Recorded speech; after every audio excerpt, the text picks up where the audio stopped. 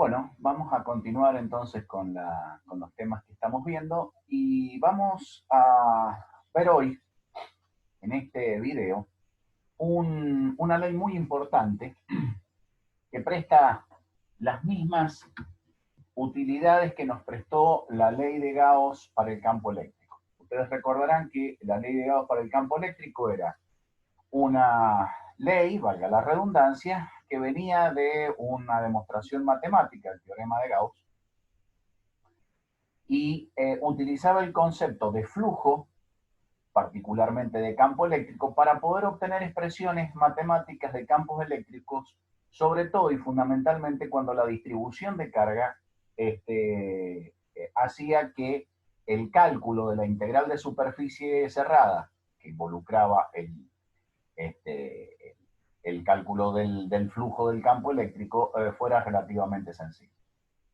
No tenemos esa posibilidad o ese auxilio, esa herramienta inestimable para el campo magnético, puesto que, como vimos en clases anteriores, el flujo magnético a través de una superficie cerrada para cualquier situación de campos magnéticos siempre es cero. Eso se debe por las características especiales, por la estructura que tiene el campo magnético. Sin embargo, hay otra ley que nos va a brindar también una inapreciable herramienta para poder calcular campos magnéticos para distribuciones de corrientes. Y esta es justamente la ley de Ampère. Vamos a empezar siguiendo el desarrollo del libro, aplicando la ley de Ampère para un caso sencillo de encontrar el campo magnético en un conductor rectilíneo infinito que transporta una corriente constante. Entonces, suponemos que tenemos un conductor en el cual circula una corriente cuyo sentido es saliente al plano de la pantalla, y la ley de Ampère lo que pide es calcular esta integral curvilínea de camino cerrado.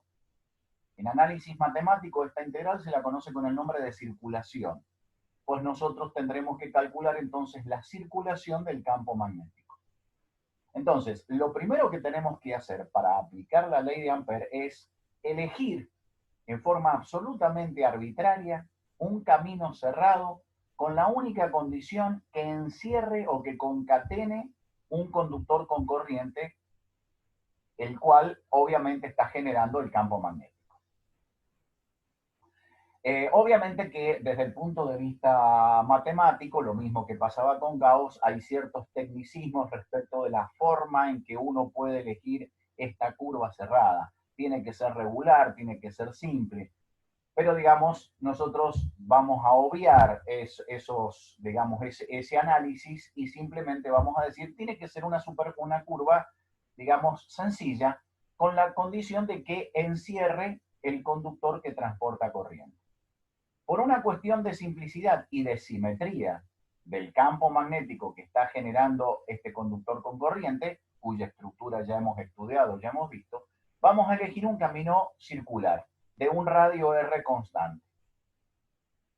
Estarán entendiendo de que la elección de esta forma geométrica para el camino cerrado coincide justamente porque las líneas de campo magnético que genera un conductor que transporta corriente son líneas concéntricas con centro en el conductor. Bueno, esto va a hacer, esta característica, esta particularidad de la elección, va a hacer que el cálculo de esa integral de línea, es decir, el cálculo de la circulación del campo magnético alrededor de este camino cerrado elegido, sea relativamente sencillo.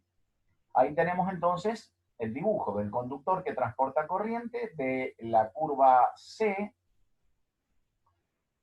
cerrada, de este camino cerrado de integración, y uno ve cómo en cada punto del camino elegido tiene la característica de que el campo magnético es tangente a esa línea y el vector diferencial de L, diferencial de longitud, es paralelo a el vector campo magnético en cada punto de la trayectoria.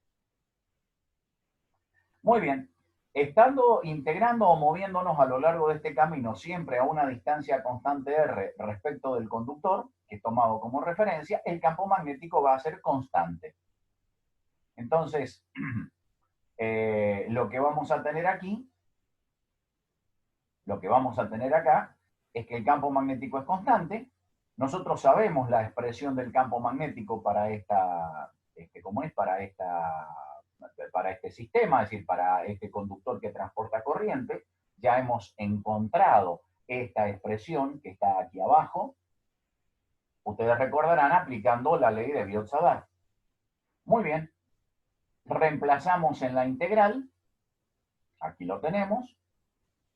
Mu sub 0 i 2pi y r son constantes, salen fuera de la integral. Queda la integral de camino cerrado del diferencial de L a lo largo de un círculo. Por lo tanto, la integral esta va a dar como resultado la longitud de ese círculo, 2pi por r. Simplificamos y el resultado es que la integral, la curvilínea de camino cerrado del campo magnético, es decir, la circulación del campo magnético a lo largo de esta curva cerrada C, es igual a mu 0 por I. Siendo I la intensidad de corriente del conductor que ha sido encerrado por esta trayectoria circular. Y esto es entonces en esencia la aplicación de la ley de Ampère. La circulación, es decir, la circulación del campo magnético me da por resultado una constante, mu sub 0, que como habíamos comentado en su momento, da las características o permite contemplar las características del medio desde el punto de vista magnético, y la intensidad de corriente del conductor que obviamente es el que está generando dicho campo magnético. Podríamos jugar un rato con esta ley, digamos, y descubrir algunas cosas interesantes. Por ejemplo, supongamos que la trayectoria que nosotros adoptamos sea cerrada, sea simple, es decir, que permita el cálculo relativamente fácil de esa circulación, pero que no concatene corriente. Por ejemplo, en el caso de esta figura. Uno ve que el camino es cerrado, otra vez el campo magnético es el generado por una corriente, por lo tanto, las líneas de campo magnético asociadas con este conductor que transporta corriente son círculos concéntricos con centro en el conductor. Tomamos esta trayectoria. Dos arcos de circunferencia de radio R1, R2 y los costados BC y DA que cierran esa trayectoria. Como bien deja en claro la figura, en el tramo de camino cerrado que va desde A hasta B, que une los puntos A y B, el campo magnético y el vector diferencial de L son paralelos. Antiparalelos en el camino que une los puntos C y D. Y perpendiculares en los caminos que va de B a C y el camino que une el punto D con el punto A. Evidentemente, como la circulación implica calcular un producto escalar entre la intensidad del campo magnético y el vector diferencial de L, en el trayecto de B a C y en el trayecto de D a A, esa circulación o esa integral de línea va a ser 0. Aquí tenemos vectores paralelos y aquí tenemos vectores antiparalelos, entonces acá el producto escalar tendrá valor positivo, puesto que el ángulo que forman B y diferencial de L es menor de 90, particularmente 0, coseno de 0,1, y en este otro tramo será signo negativo, puesto que B y diferencial de L forman un ángulo de 180 grados y el valor del coseno para dicho ángulo es menos 1. Por lo tanto, si uno resuelve la integral para cada una de las trayectorias, se encuentra con esto. A lo largo de la curva que une el punto A con el punto B, por estar a una cierta distancia R1 del conductor, vamos a decir que ese campo es B sub 1. Lo mismo para esta otra curva, 0 en las otras trayectorias, acá lo tenemos. El campo B sub 1 va a tener esta expresión, donde R1 es el radio R1, distancia que hay desde esa curva hasta el conductor que está generando el campo. Lo mismo pasa con B sub 2. pero no dependen de R porque se simplifican y entonces obtenemos que el campo, que la circulación del campo magnético a lo largo de esa trayectoria cerrada que no concatena, que no encierra corrientes, vale 0. Muy bien.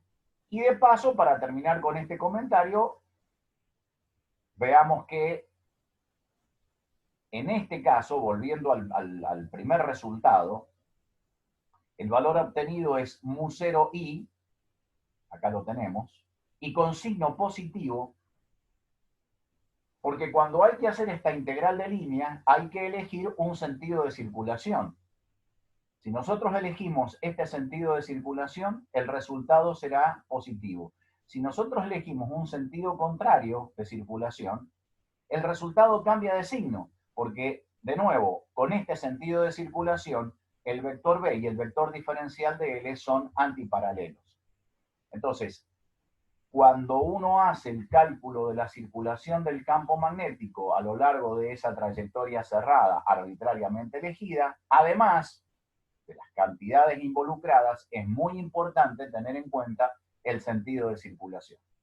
Siguiendo el mismo criterio que generalmente se adopta en el análisis matemático, en el cálculo 2, nosotros vamos a elegir como sentido positivo de circulación el sentido antihorario. Esto después va a quedar reflejado en otros resultados. Bien, entonces ya tenemos las características fundamentales. Quedaría por probar solamente una cosa. Nosotros hemos insistido, y de hecho el análisis nos brinda esta afirmación, si confirma esta afirmación, de que la trayectoria de camino cerrado es arbitraria. Tiene que ser cerrada, tiene que ser simple, pero es arbitraria. Puede tener cualquier forma. Vamos a confirmar que cualquiera sea la forma que elegimos, siempre llegamos al mismo resultado. Entonces, tengamos nuevamente nuestro conductor que transporta una intensidad de corriente I, recto e infinito, y calculemos la circulación a lo largo de esta curva cerrada de una forma genérica, y centremos nuestra atención en este punto de acá. En este punto de acá, el campo magnético creado por este conductor tiene un cierto valor. Por acá, por este punto, está pasando un círculo, que es la línea de campo del campo magnético que está generando el conductor en este punto. B sería tangente a esta línea. Evidentemente, en este punto, B es tangente a la línea de campo, pero no es tangente a la curva elegida. El que es tangente a la curva elegida es el vector diferencial de L, como sabemos por las propiedades del vector, de dicho vector. Entonces, el vector B y el vector diferencial de L, como se ve en el dibujo, forman un ángulo phi. Al resolver el producto escalar, esto tiene que ser tenido en cuenta, es decir, B escalar diferencial de L es el módulo de B, el módulo de diferencial es por el coseno del ángulo que están formando dichos vectores. Ahora bien, como acá está involucrado el coseno del ángulo, este producto de acá, diferencial de L por coseno de phi, podría ser interpretado como la proyección del vector diferencial de L en la dirección del vector B, esto que tenemos acá. Y entonces este vectorcito chiquitito de acá es, bueno, justamente esto, diferencial de L por coseno de phi. Ahora bien, si nosotros barremos un ángulo diferencial de θ, es decir, nos movemos desde este punto hasta este otro punto sobre la trayectoria a medida que la vamos recorriendo en sentido antihorario, como está indicado acá, vamos a estar recorriendo una determinada longitud de esta curva. En la proyección del diferencial de L nos estaríamos moviendo desde este punto a este punto sobre la trayectoria circular, que es a la cual B es tangente y es una línea de campo. Esa longitud de arco es aproximadamente igual al R por diferencial de θ. Estamos utilizando acá la fórmula trigonométrica de que el arco es igual al radio por el ángulo. A valores diferenciales de ángulo barrido, el módulo de la proyección de diferencial de L sobre la dirección de B es casi igual a la longitud de arco que uno recorrería moviéndonos sobre la línea de campo cuando sobre la curva C nos estamos moviendo de este punto a este punto. Entonces, esta longitud de acá, el módulo de este vector, podría ser considerado como R por el diferencial de θ. Nuevamente, recorriendo o barriendo un ángulo a valores diferenciales. Entonces, esto justifica el hecho de poner aquí, en lugar de diferencial de L por coseno de phi, R por el diferencial de θ. Y además, como siempre, ya conocemos cuál es la expresión del campo magnético, mu0 i 2pi r, siendo r el radio de la circunferencia que está pasando por este punto y de la cual B es tangente en este punto. Hacemos la integral, todo esto sale fuera de la integral, simplificamos el r, y me queda la integral de camino cerrado del diferencial de θ. Ahora va a ser θ, el ángulo central, como variable de integración. Pero cuando yo por C, cualquiera sea su forma, completo un círculo, el diferencial de θ barrido es un ángulo de 2pi radianes. Este resultado me da siempre 2pi radianes, independientemente de cuál sea la curva cerrada que yo he elegido para cerrar o para concatenar la corriente, el conductor que transporta corriente. Al darme 2pi se simplifica y el resultado final me queda mu0 por corriente. Es decir, volvemos a recuperar el resultado que habíamos obtenido al movernos por una curva cerrada que coincidiera con una línea de campo de ese campo magnético. Por lo tanto, hemos comprobado de que efectivamente no depende de la forma que adopte la curva cerrada, el resultado está dependiendo de que la curva encierre conductores con corriente. Y eso queda plasmado en este dibujito de acá abajo, porque si esa curva cerrada de forma arbitraria no concatena conductores con corriente, al completar una vuelta entera alrededor de esta curva, el ángulo barrido va a ser, el diferencial de θ va a ser 0. Salimos de este punto, damos una vuelta completa, volvemos a este punto, el ángulo barrido es 0. Entonces, este resultado, el de la circulación del campo magnético a lo largo de esa curva, siempre da 0 si la curva no concatena conductores con corriente. Por lo tanto, esta es la expresión de la ley de Ampère. La circulación del campo magnético a través de un camino cerrado C es igual siempre a la permeabilidad magnética del material, en este caso estamos suponiendo siempre que es el vacío hasta acá, multiplicado por la corriente. Ahora, en realidad esto es, digamos, la generalización de la ley de Ampère aplicado al caso que estamos discutiendo, es decir, donde hay un solo conductor rectilíneo que transporta corriente y es la fuente de nuestro campo magnético. En general, podrían haber más de un conductor que transporte corriente y que sea el conjunto, aplicando el principio de superposición, el conjunto de los conductores el que está generando los efectos magnéticos. Bueno, si ese fuese el caso, es decir, si tuviéramos 3 conductores con corriente, 2 están transportando corriente hacia arriba y 1 están transportando corriente hacia abajo, acá la curva, al estar concatenando los 3 conductores, lo que tendríamos aquí que poner, que colocar, es decir, lo que daría el resultado de la circulación, sería el producto de la permeabilidad del vacío multiplicado por la corriente neta encerrada. La corriente neta encerrada es la suma aritmética de las corrientes en un sentido menos las corrientes en otro sentido. Para establecer el signo de la corriente, utilizamos ahora la regla de la mano derecha de esta forma.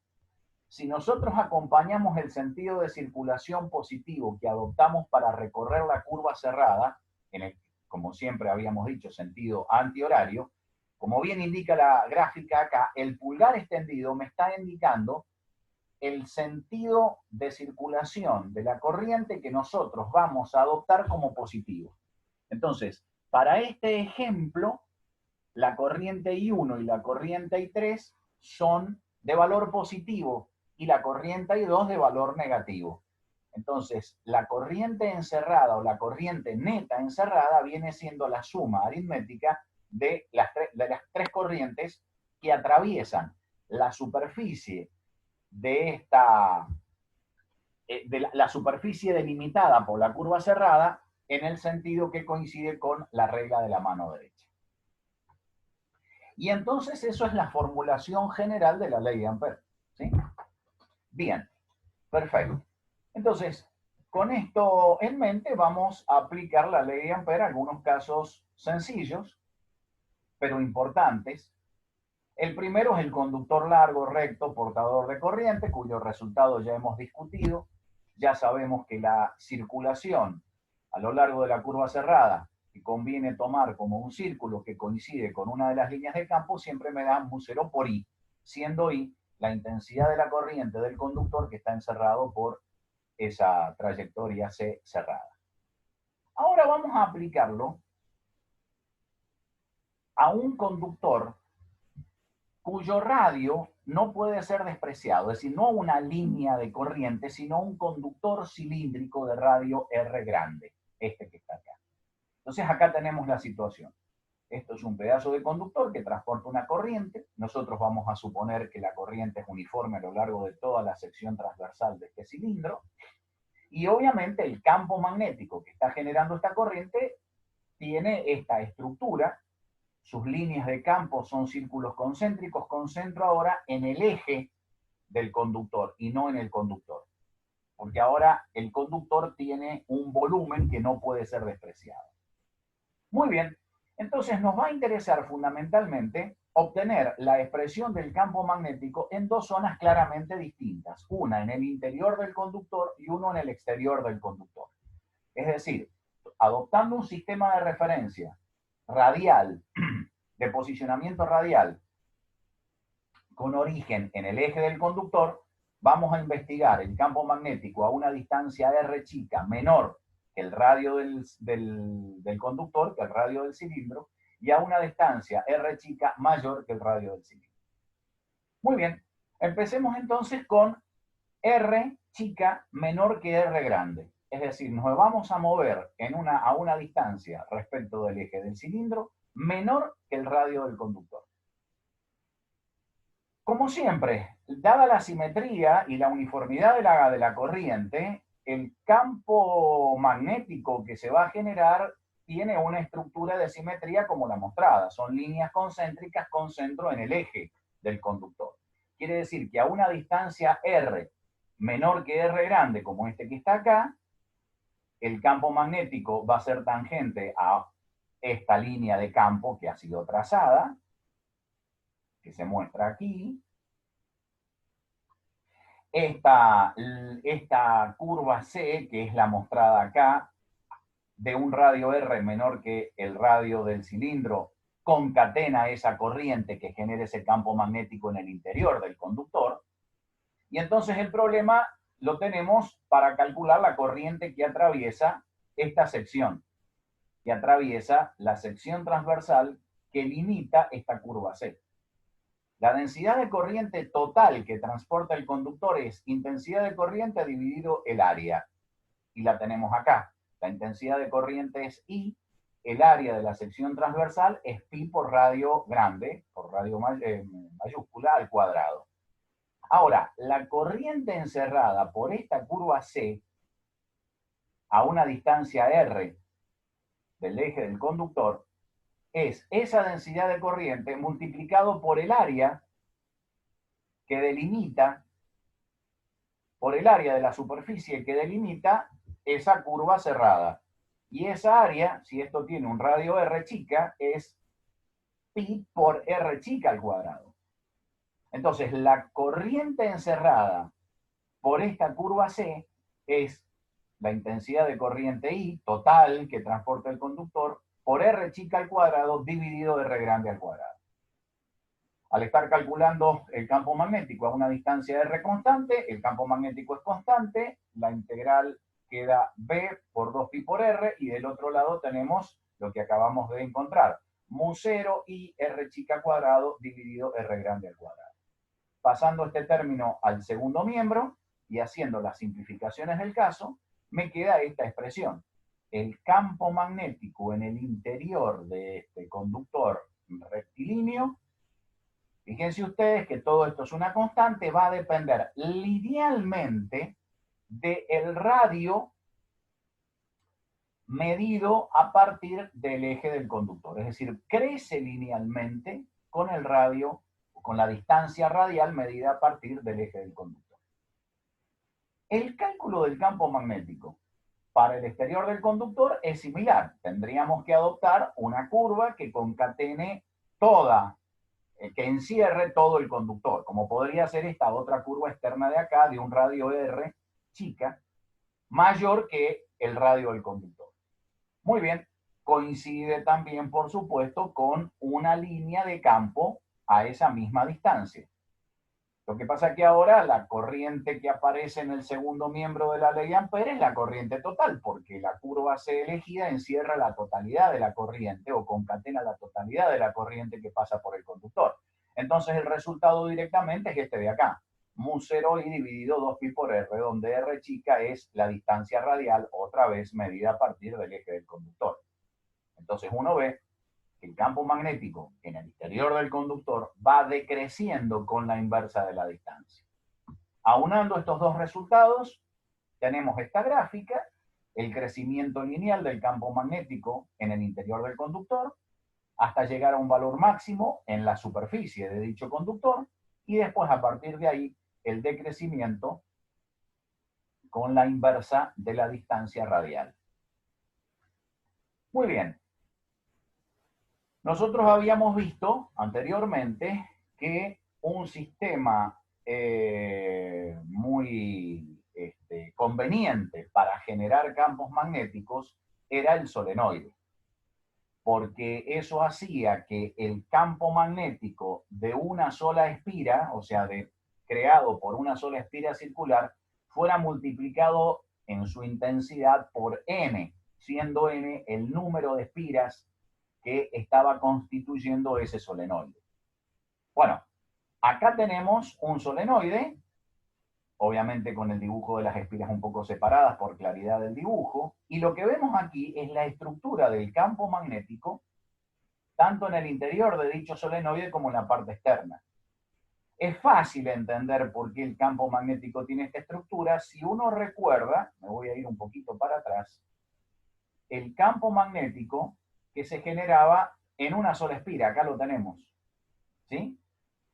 Para la circulación de corriente marcada aquí, por el conductor que conforma la espira, aplicando la regla de la mano derecha, las líneas de campo magnético que se generan por la circulación de corriente en la espira tienen esa estructura que está mostrando el dibujo.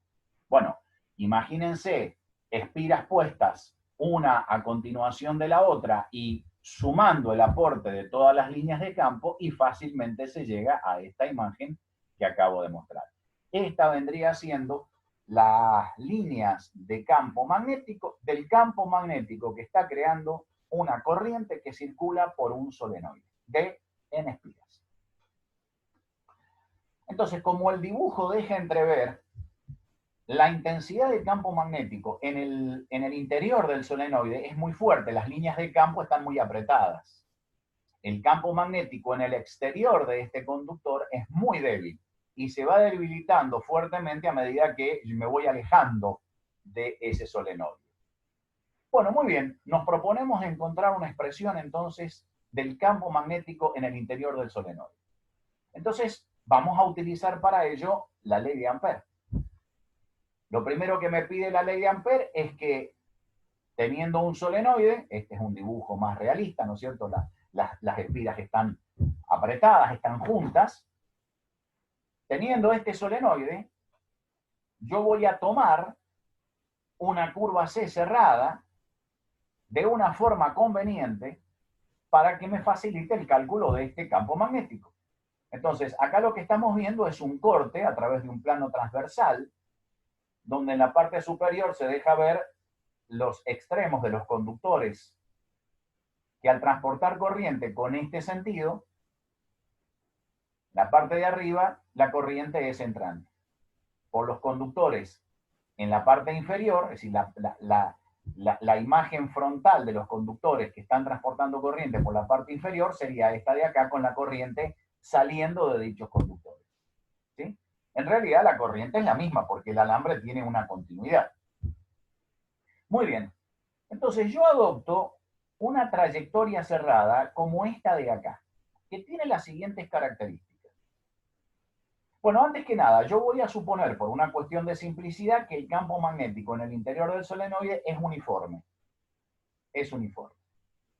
Las líneas de campo, estas que están dibujadas acá, dejan entrever esa suposición. Entonces, la curva cerrada C adoptada tiene un tramo, el que va desde A hasta B, que pasa por adentro del solenoide, por el interior del solenoide.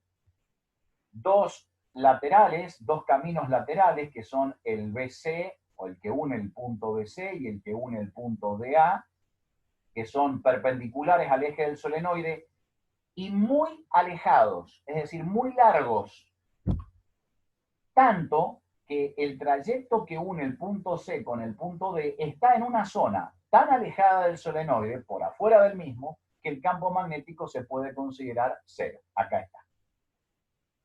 Bueno, muy bien. Lo que está marcado acá con flechitas es el sentido de circulación que hemos adoptado.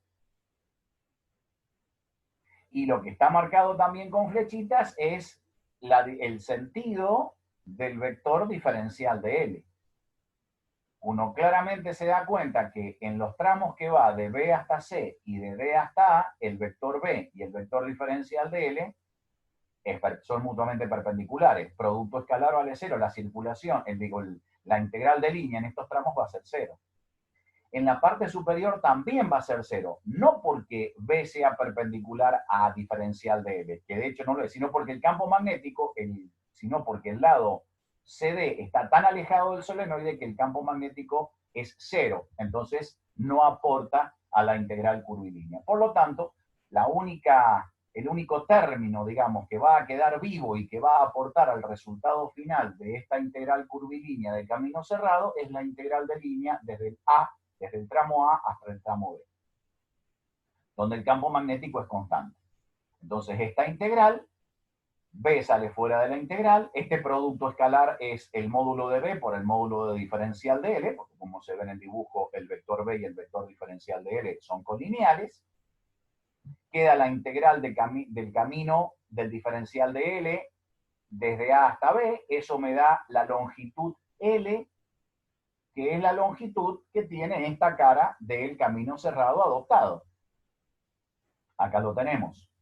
Del otro lado, ¿qué va a quedar? Bueno, ¿cuántas son las corrientes concatenadas por este camino cerrado? Y acá tenemos 1, 2, 3, 4, 5, 6, 7, 8 conductores.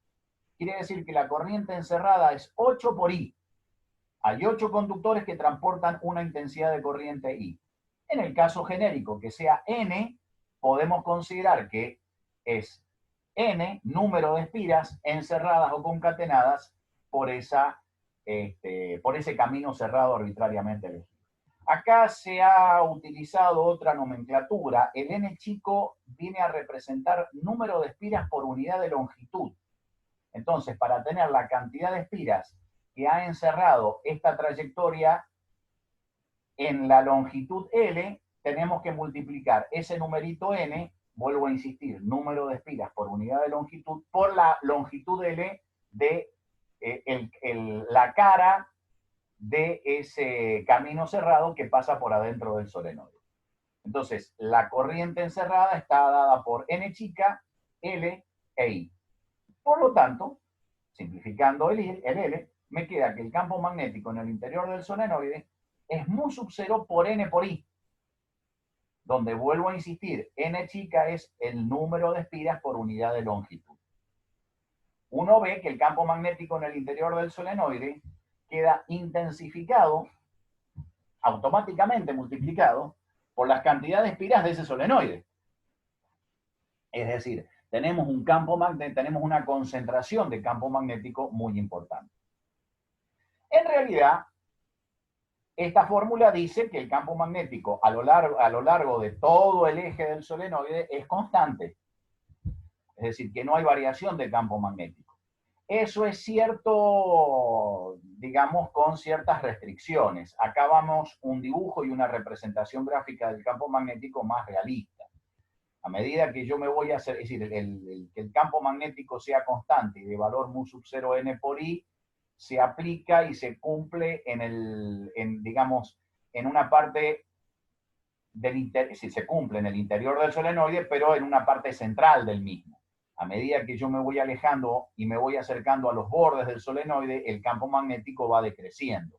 Fíjense ustedes que si este solenoide tiene un valor, una longitud de 4 veces A, siendo A el radio del solenoide, cuando llego a los bordes del mismo, el campo magnético ha caído a la mitad de lo que vale en el centro. Y cuando salgo del solenoide, obviamente el campo magnético decrece rápidamente.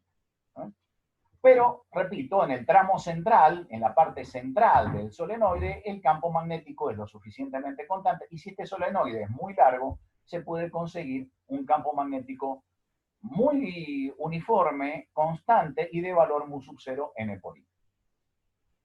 Buscando una forma más adecuada, una geometría que aumente el campo magnético, se llega a un solenoide. Ya hemos visto que el solenoide, este solenoide en realidad se llama solenoide de eje recto o solenoide recto. Es más que obvio. Ahora, si a este solenoide yo lo enrollo sobre una forma circular como esta de acá, es decir, el núcleo del solenoide tiene esta forma, entonces voy a conseguir o voy a estar armando un solenoide toroidal, de forma toroidal. Y como vamos a ver, esta forma, sin modificar demasiado la geometría, es decir, sin modificar el número de espiras del solenoide, sin modificar la intensidad de corriente que pasa por el solenoide, tampoco modificar el radio del solenoide, simplemente darle esa otra forma toroidal, hace que el campo magnético que esté generando sea mucho mayor que en el caso anterior.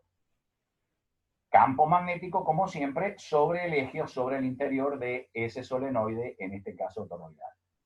Bueno, para calcular el campo magnético vamos a utilizar la ley de Ampère. Entonces vamos a tomar 3 caminos cerrados.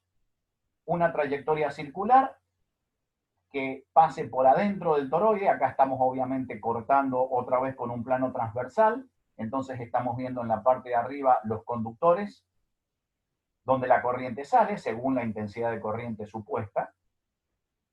Los conductores en la parte inferior, la corriente está entrando respecto del plano de la pantalla. Y entonces hemos tomado 3 caminos cerrados. Uno de radio chico, 1, que pasa por adentro del toroide. Uno que pasa por el eje del toroide, el camino 2, y la trayectoria 3 que encierra todo el toroide. Bueno, de lo que ya sabemos de la ley de Ampère, en el caso 1 y en el caso 3, la circulación va a dar por resultado 0. ¿Por qué razón? Por la simple razón que si seguimos la trayectoria 1, no hay corrientes concatenadas por esa trayectoria cerrada. Luego, la corriente encerrada vale 0, el resultado de la circulación vale 0. En la trayectoria 3 es distinto. Se encierra corriente, pero hay corriente, la corriente neta encerrada es 0, porque tengo la misma cantidad de conductores que llevan la corriente en un sentido que la que llevan en otro. Si aplicamos la regla de la mano derecha, nos está indicando que todas las corrientes que están entrando en el plano de la pantalla son positivas, las que están saliendo son negativas, pero al tener la misma cantidad de corrientes o de tramos de conductor que llevan la corriente en un sentido y en otro a través de la superficie encerrada por esta trayectoria cerrada, la corriente neta es 0, la integral es 0. Un resultado distinto es si seguimos y calculamos la circulación a través de la trayectoria 2, porque acá la corriente encerrada es debido a todos los conductores que llevan la corriente entrante por el plano de la pantalla o entrante en la superficie encerrado delimitada por la trayectoria 2, que tiene que ver justamente con el número de espiras que tenga este solenoide. Entonces el resultado final acá va a ser B. Acá lo tenemos. El valor de la circulación es B, que es constante, sale fuera de la integral de línea del diferencial de L, que es 2pi por R, es decir, la longitud de esa circunferencia, y del otro lado tengo la mu sub 0 por la corriente total encerrada, que es N mayúscula por I, donde N mayúscula es el número de espiras que hemos concatenado con la trayectoria 2. Entonces uno termina descubriendo que en el interior del solenoide el campo magnético está dado por esta expresión de acá. Muy bien, perfecto. Bien, entonces con estos ejemplos hemos visto cómo se aplica la ley de Ampère, cómo es, digamos, la ley dual de la ley de Gauss para el campo eléctrico, presta las mismas utilidades, es utilizado para, digamos, es